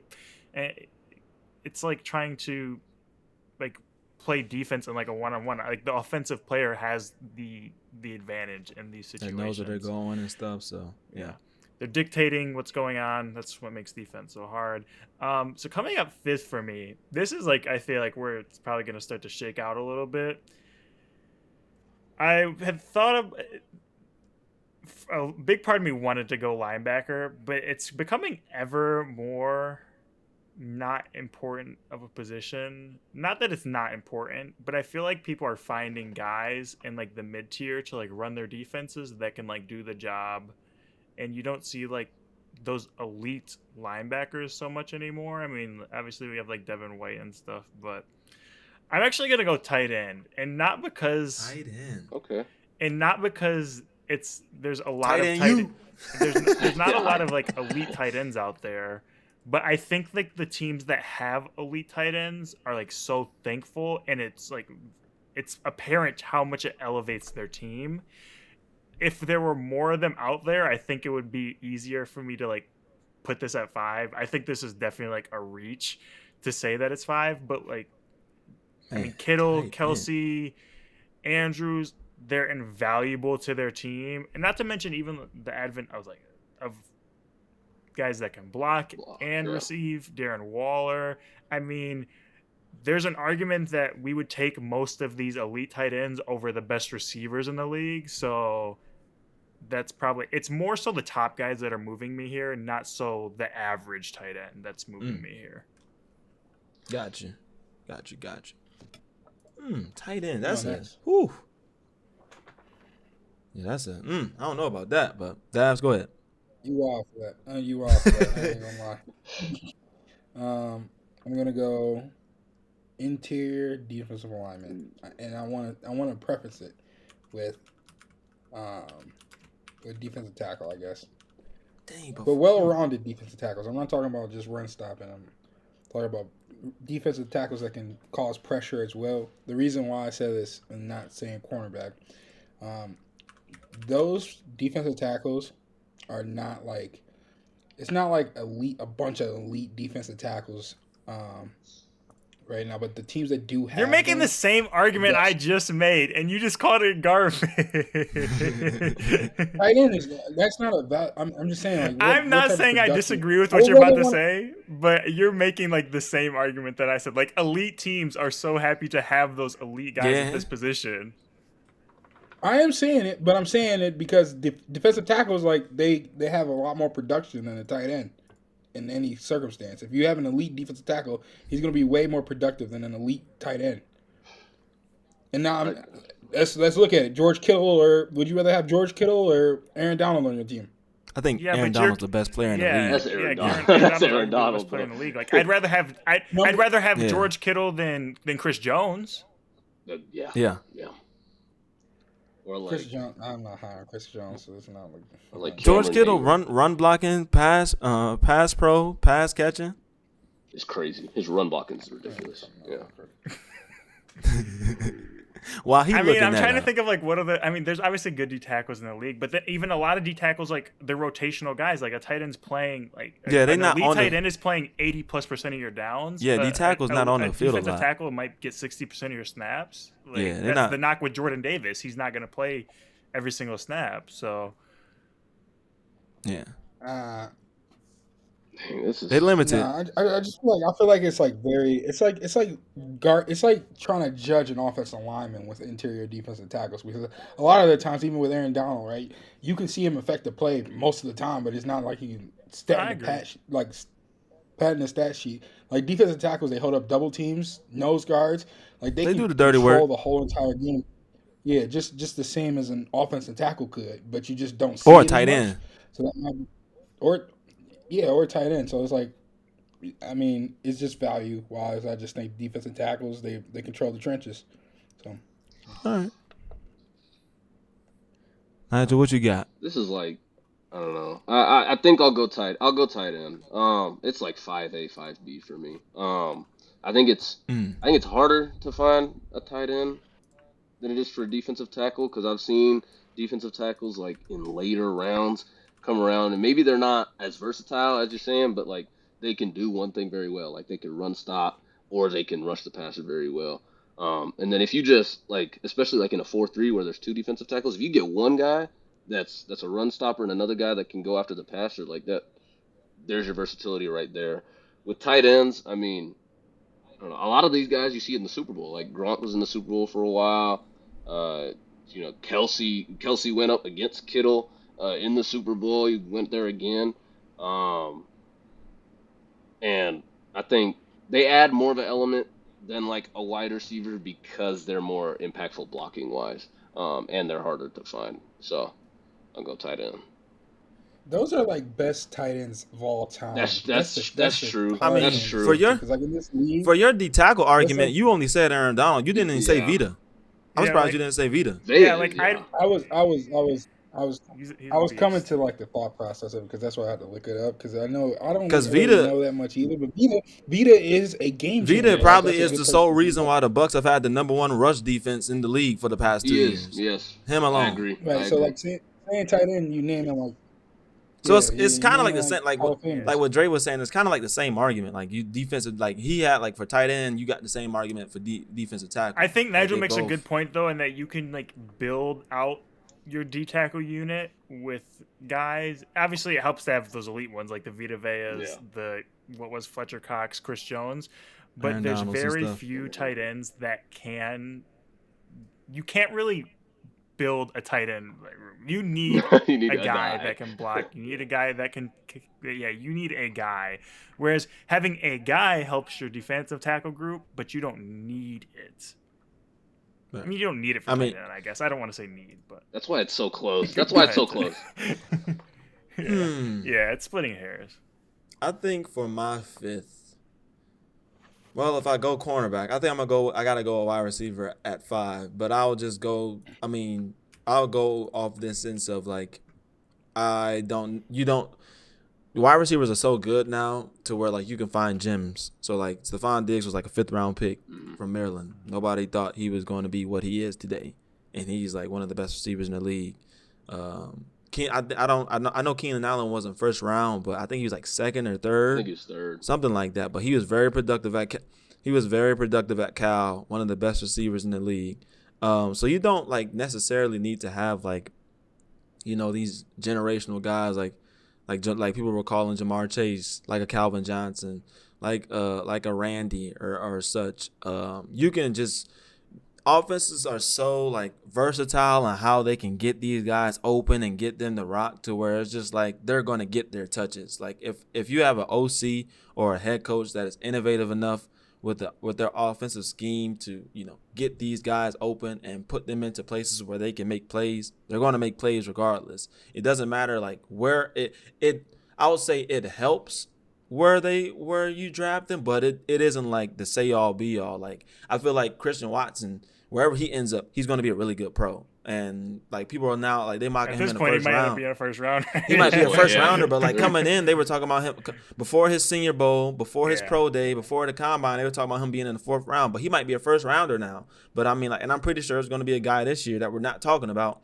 who's going to get drafted like in the 3rd or 4th round, who's going to have a breakout year and just going like, oh, where did this guy come up? Because it's so easy to play receiver now. Because like, I'm curious if he. Sorry, I'm interrupting. I'm curious.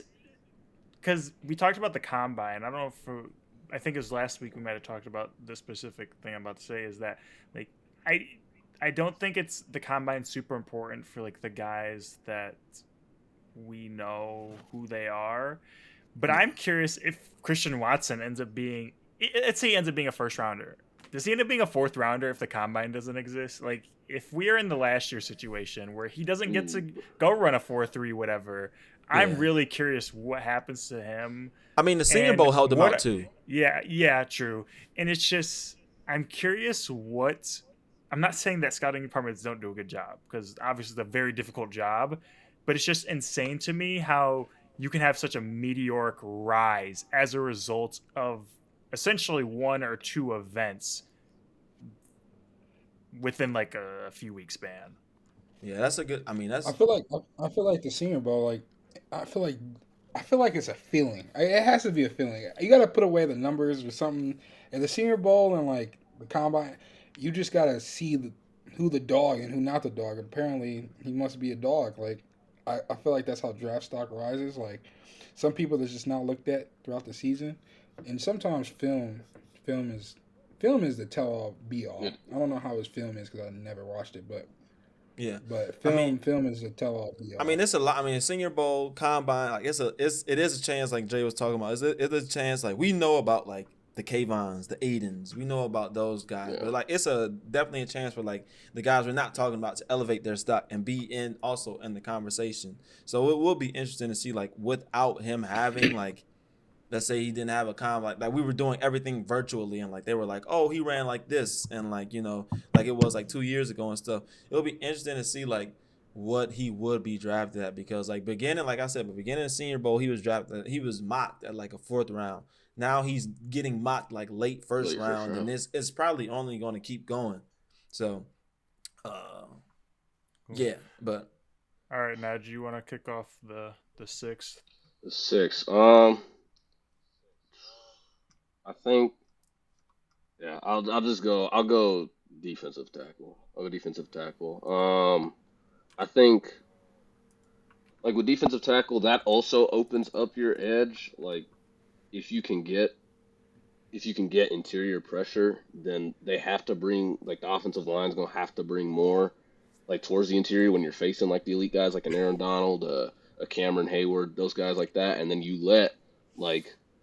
Not even the elite pass rushers, but just a guy that can get to the quarterback, like a Leonard Floyd. Like a Leonard Floyd wouldn't be as impactful if he didn't have Aaron Donald right there. And even an elite guy like T.J. Watt, Cam Hayward, and Stephon Diggs when he was playing, those two have a lot to do with like his success. And them bringing like also being good in the run, being good pass rushers. T.J. Watt's probably not a 20-sack guy without those guys. Like he's talented and all, but he needs those guys inside in order to in order to have the impact that he does. So I'll go with defensive tackle. All right. Does anyone know what their 6 is? I gotta think for a second. Actually, 6. Can 6 be the worst running back? No, I'm joking. Safety. 6. For 6, I think this is a position that's coming. I'm gonna go with guard, offensive guard. Interior O line. I'll just interior O-line. interior O line. I'm gonna go with interior O line just because we've been talking a lot about defensive tackles, and we've been talking about edge rush. I feel like along with tackle. I feel like solidifying that interior is definitely important. You got guys in there that can protect your quarterback.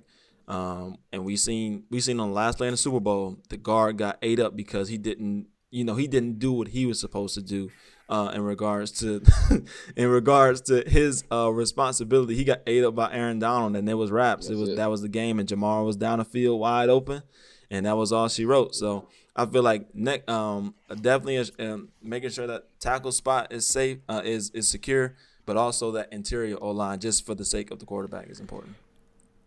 I'm going to go with slot corner. Slot corner, nickel at 6. So give me. Over regular corner? I mean, you could just do corner. I didn't have that many slots for ranks, so I'm just doing corner. All right. I'm going to go on my little spiel real quick. Just do corner. Slot corner, just because when I say slot corner, I want to say people that can guard the slot, because it could be a safety, it could be a slot corner, it could be a nickel, whatever. I feel like that's very important in the league today, just because, like y'all said, cornerbacks really don't do man-to-man fucking lockdown. It's a scheme behind it, right? I feel like that interior slot guarding against a pass-heavy league, which can guard, tight ends, and can guard slot fast guys too, right? That's very important to me, other than like an outside wide receiver if I'm building a team at least. I mean, an outside corner if I'm building a team at least. And that's why I kind of picked that. If y'all can understand that, maybe. Yeah. I mean, like you see it with Tyrann Mathieu and Derwin James, like they're like, I guess they kind of fit into that mold, but they're safeties because they can play those positions. You got people like Kenny Moore, you got Chauncey Gardner with the Saints. Is Chris Harris a slot nickel now? He's a slot nickel. Pretty much solely. Yeah, he can't play on the outside. You got guys like that where there's not on the outside anymore, but it's important to have those guys because, like you said, you got to guard tight ends, you got to guard the slots, and sometimes you got to guard the number one guy, and they're like a Swiss Army knife. So you're relying on them to do a whole bunch. So I mean, I can get that, but I would just say cornerback overall, just because they fit in that mold. I'm going receiver. We've talked to. I mean, you guys have said it a lot. It's great to have the elite guys. It's great to have a bunch of them. If you can't get an elite guy, I mean, all around, I won't harp on it too much. Next, I'm going to go interior O-line. For a lot of the reasons that we've addressed, I need to protect my quarterback, and it helps the run game and just about everything in your offense. I won't harp on it too much. Dabs, do you know what you want for 7? Interior offensive line. Same reasons. I would go. I'm going to go interior offensive line as well. All right, Tay, buck the trend. Tight end. Tight end for reasons we already said. Pass happy league, and their position is becoming more recognized as being like a position of value. Does anyone know their 8? Who wants to go 8? Tight end. Tight end for me. Just put tight end. What? Dang, it's so many. I'm trying to think. I haven't gone receiver. I didn't know he was going to 11. Me neither. I'm going wide receiver though. I'm kind of rattled these last few. I mean, we've gotten to the point where we've talked about almost everything at this point. I'm gonna go running back at 8. I think it's integral. Ooh. Running back. I will say as it's an underrated position of value. It's an underrated because I feel like you don't have to pay. We've seen teams paying these running backs all this money and paying for it terribly. Like the Cowboys with this whole Zeke thing. Like Tony Pollard, in my opinion, is a better running back than Zeke now. Was a huge Zeke fan, not anymore. But Tony, but I would say just because you don't have to necessarily have that top 5, top 10 guy anymore. You can like get somebody in the 5th round, or you can just get somebody that can that you can just plug and play. We see it with the 49ers. Kyle Shanahan's running attack is so efficient where they can just plug and play guys. They don't need like, oh, this is our workhorse. Like, no, we just go get Elijah Mitchell. We just go to get Trey Sermon. We get Raheem Mostert. Yeah. They the same production. Oh, and then Debo's a wide back. Debo's also a running back too, so we can put him in there as well. So I believe like that's a position like it used to be like the it position that everybody wanted to play and everything, but like because of the way the game's changing and because of the way the game is, it's not. But I feel like it come playoffs. People forget that the running attack is definitely is important to keep your offense productive and going. I feel like you just argued. Yeah, I was just about to say that's what I was like, I'm confused. That's what I was thinking. Because you said that it could be multiple I people. feel like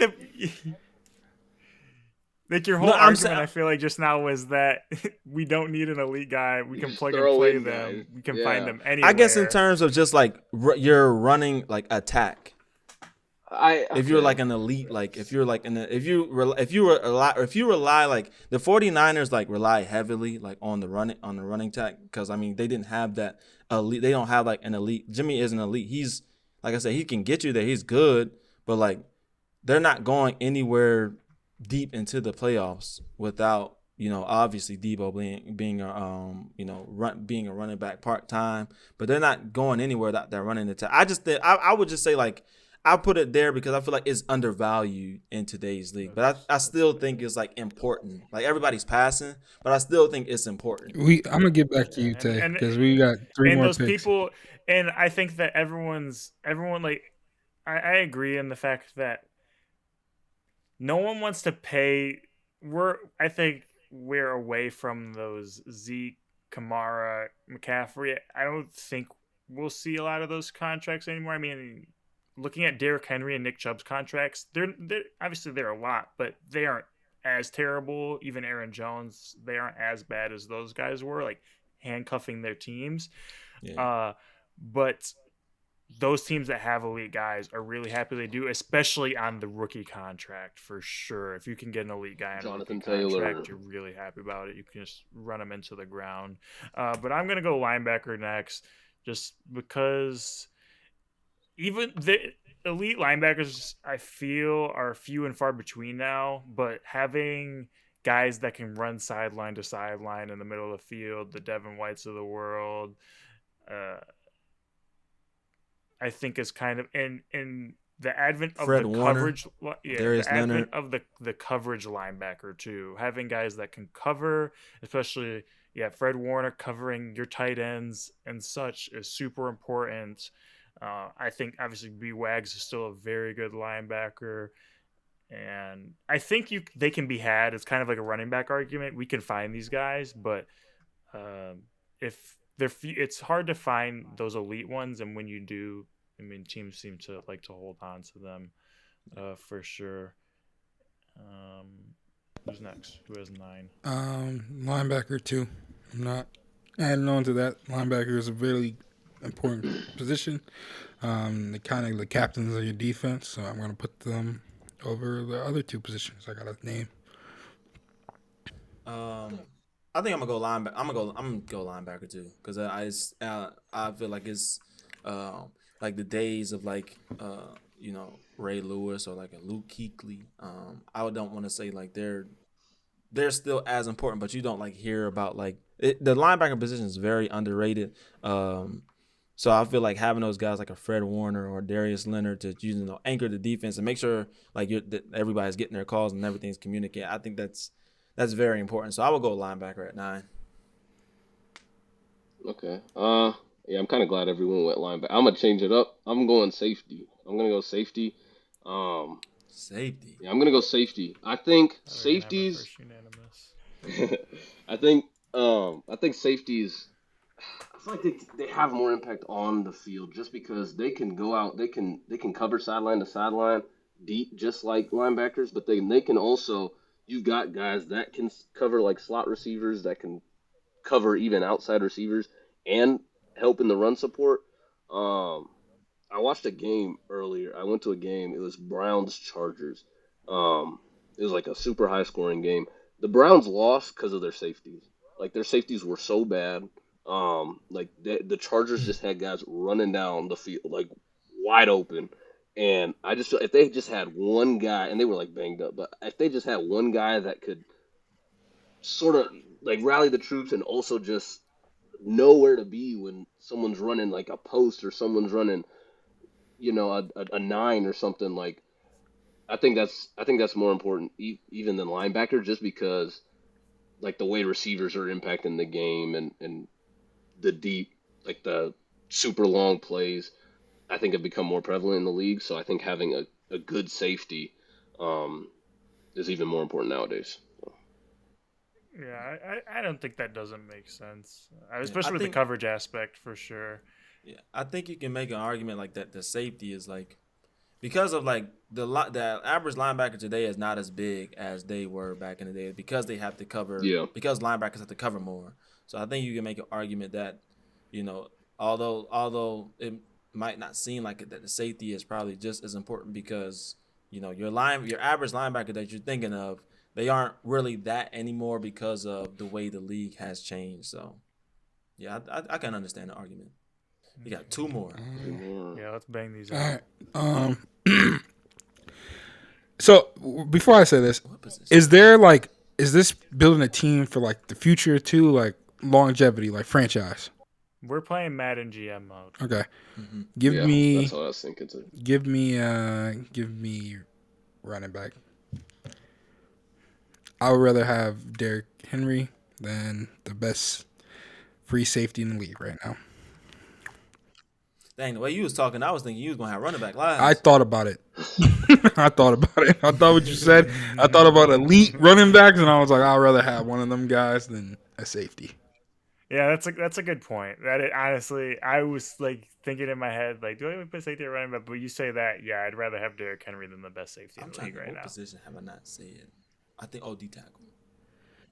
I'm gonna go D tackle at 10, just because I feel like it's to find guys like Vita Vea and Aaron Donald. I think or Fletcher Cox. I know he's kind of washed now, but like in his like prime, he was like that guy. But I mean, like I feel like you can definitely plug and play those guys, although they are important. And we've seen people like Tom Brady, and like it's not as many quarterbacks like Tom Brady who are just pure pocket passers. You have more mobile quarterbacks now, but if they get that pressure up the middle, like quarterbacks don't like that because there's nowhere else. They can't unless they're like mobile, they can't scramble out the pocket like they're stuck. So I would go with D tackle at 10, and then safety last for me. All right, I am gonna go 10. I'm gonna go linebacker for the reasons y'all said. I think I know I was kind of like against them when I was talking about safeties, but linebackers can do similar things, especially the elite ones. Like Fred Warner, for instance, like he basically won them that Packers game. Like he was just covering everything, and the Packers just could not move the ball down the field. So if you can get a really good guy there, it can really impact your defense. Because, for instance, like with Fred Warner, their corners and their safeties are they were shaky, but since they had him, since they had Nick Bosa and Eric Armstead, like they were able to pretty much just neutralize whatever the Packers were trying to do. So I'm gonna go linebackers 10 and then running back last. All right, so let's see how it averaged out. All right, so at number 1, actually tied. Actually, I'll go inverse. I'll go from 10 or 11. At 11, we have safety. I don't think any surprise here. 3 of us had him at the end, which is interesting because people are talking about a safety going to draft at number 2. Kyle Hamilton. That 40 time looking nasty. Man. I'm telling people, bro. I don't get me wrong. He's going to be a great player, but That People are 40 asleep on looking Dax nasty, Hill. man. Dax Hill is about to be the one. At 10, we have running back. At 9, we have linebacker. I was like, gotta be linebacker. Yeah, it has to. Yeah. Then at 8, we have defensive tackle. Then at 7, we have interior line. There's no way tight end should be this high. Y'all tripping. God. Y'all tripping. At number 6, we got tight end. Ridiculous. Number 5 is wide receiver. Dabs, you really drug wide receiver up there. As it should be. It should be. It's just so many, bro. Did Would you so you see many. rather, so would you rather? I'm curious. Would you rather have for your team Devontae Adams or George? Devontae Adams. I'd rather Devontae. I'd rather. Would you rather have George? Give me George. I'd rather have George. Give me George. What? That's why. I'm going George. Wow. y'all are crazy. Man. Y'all are crazy. Devontae open 24/7 Adams. Come on, man. I don't know. I mean, if you say George because of what he can do, whereas pass catching, pass blocking, if it's max protect, run blocking, I get it, but the impact of Devontae, I can't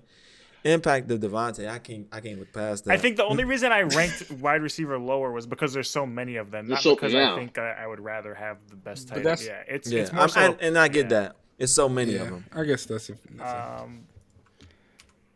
Coming up at 4, we got cornerback.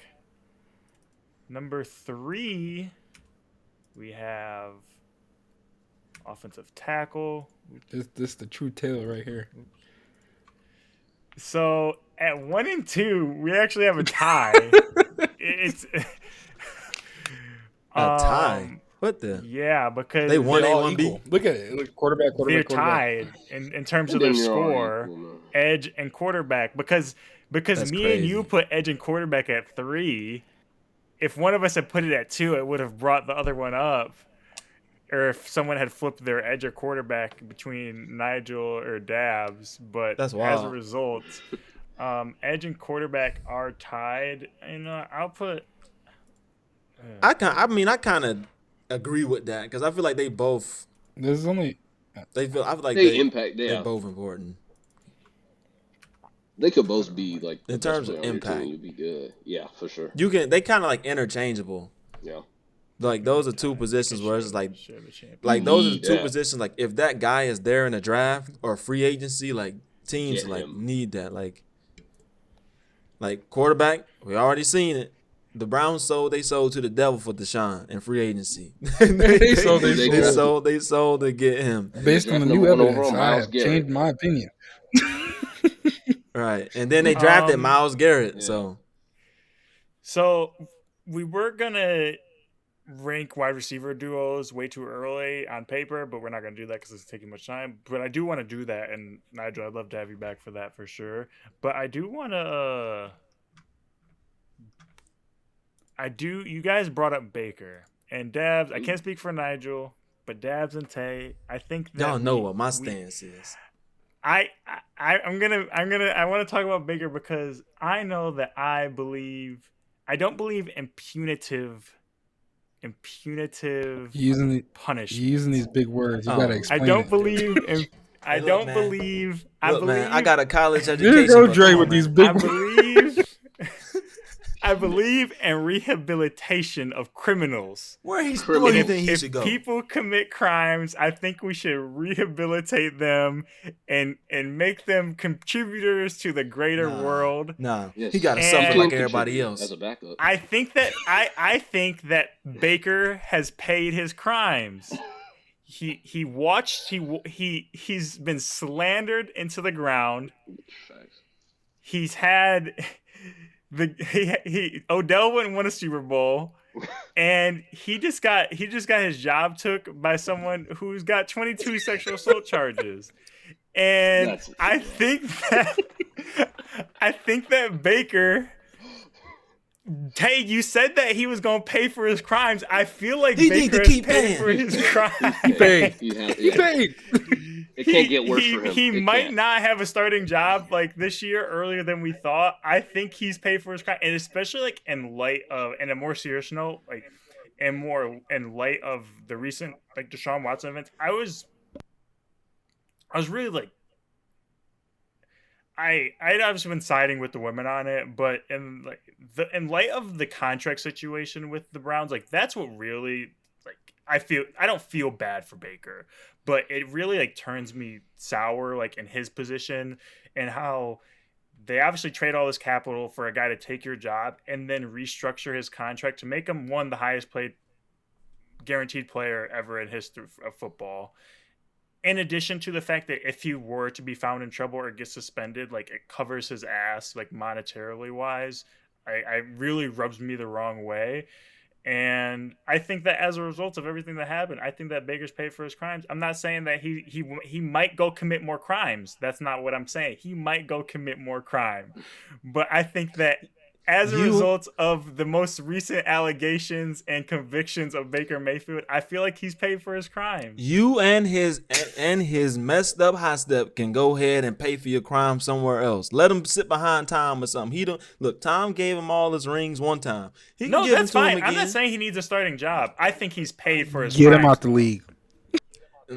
Get him out of there. He's gonna be set with the progressive commercials. Do the Johnny Manziel treatment. He took away years of Odell. Took away years.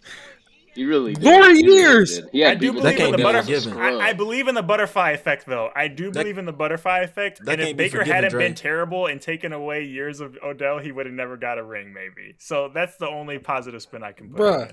That can the only light at the tunnel is Odell got a ring out of this. I still don't care about Baker. That can't be forgiven, man. He was trying to blame everybody but himself. That can't be forgiven. Bro, what'd he do to the running back? Remember the running back that said that? And then he was like, Duke Johnson? Yeah. Talking about his pockets. Yeah, that's what I was saying. Bro, I'm so sick of Baker, bro.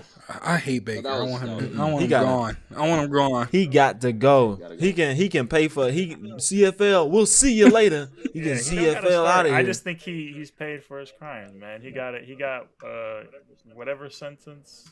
We need life. Listen, I'm a professional Baker hater. That's Skip. what I do. that's what I do. Skip. A few more things going on in the football world, then we can wrap this up. The Bills are building a new stadium, and it's going to cost like $1.5 billion. Yeah, but I guess the controversy around it is the fact that the city's essentially paying for it with like $700-900 million in taxpayer dollars. Money. Yeah, bro, like that is so wild. It's New York.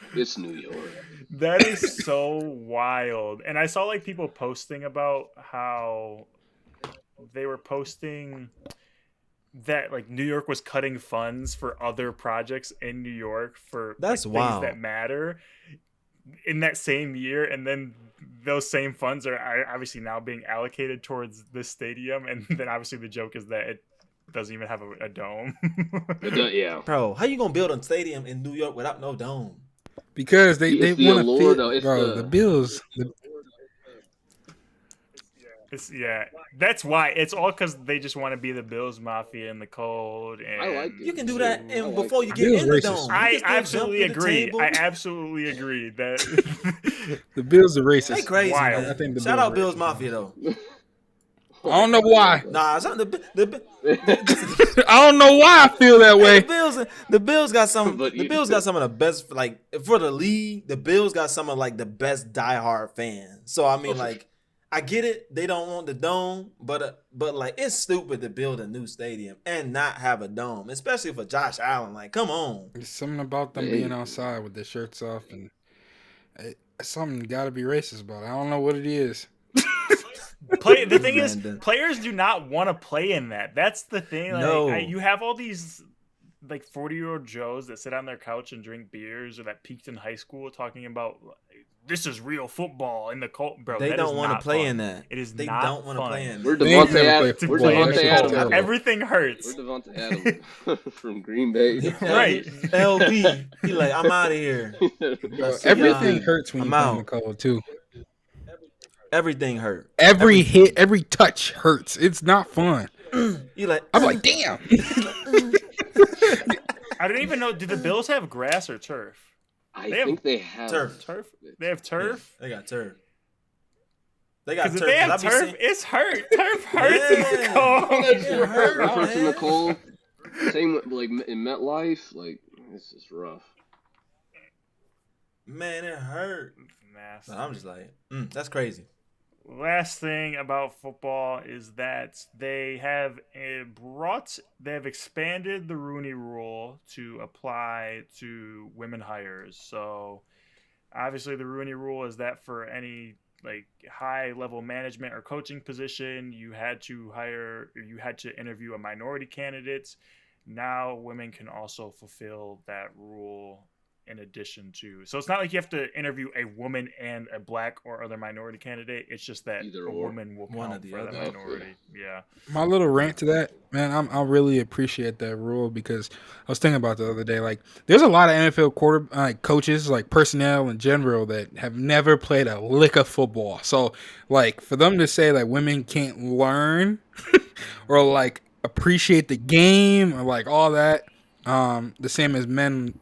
That's just ridiculous to me because, like, you can have in some cases, women are way smarter than men. Like if they devote their life to that, then that's fine. Like, we need to hire more women. Like, it's nothing wrong with having women as coaches.